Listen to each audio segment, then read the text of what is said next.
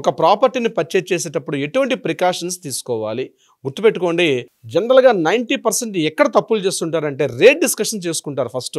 ఇక్కడ సపోజ్ ఒక square yard ఇక్కడ ఒక 20,000 రూపీస్ ఉంది పర్ స్క్వేర్ అంటే ఆయనేం తక్కువ రేటుకి ఇచ్చే ప్రయత్నం చేస్తాం. మేము అమెరికా వెళ్ళిపోతున్నాం అండి, మా పిల్లలు అక్కడ సెటిల్ అయిపోయారు కాబట్టి మేము వెళ్ళిపోతున్నాం అన్నాం. లేకపోతే రియల్ ఎస్టేట్లో వెంచర్ల ప్లాట్లు కొనుక్కునేటప్పుడు అక్కడ వాళ్ళు కూడా చెప్పేది ఏంటంటే సార్ మాకు లిమిటెడ్ ప్లాట్స్ ఉన్నాయండి, మీరు తొందరగా మేము తక్కువ రేటుకి ఇచ్చి క్లోజ్ చేసేద్దాం అనుకుంటాం అని చెప్పి వాళ్ళు అట్లా చేసే అవకాశం కూడా ఉంటుంది.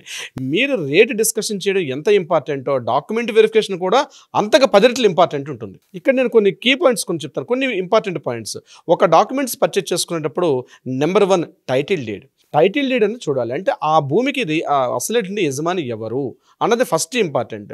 టైటిల్ డీడ్ డాక్యుమెంట్స్ అనేవి మనం తీసుకున్న తర్వాత లింక్ డాక్యుమెంట్ చెక్ చేయాలి. టైటిల్ డీడ్లో ఉన్నటువంటి పేర్లు లింక్ డాక్యుమెంట్లో ఉన్నటువంటి పేర్లకి లింక్ కుదరాలి. ఇక్కడ ఉన్నటువంటి ఎవరైతే ఎక్స్ అనే పర్సన్ వై దగ్గర ప్రాపర్టీ పర్చేజ్ చేసినప్పుడు ఆ వైకి కూడా ఆ రైట్స్ ఉన్నాయా లేదా, అతను నిజంగానే లీగాలిటీగా ఆ డాక్యుమెంట్స్ ఆ పాసానికి కిందకి అయ్యా లేదని చెక్ చేయాల్సింది కూడా చాలా అవసరం. ముఖ్యంగా టైటిల్ డీడ్ అనేది వెరీ వెరీ మోస్ట్ ఇంపార్టెంట్.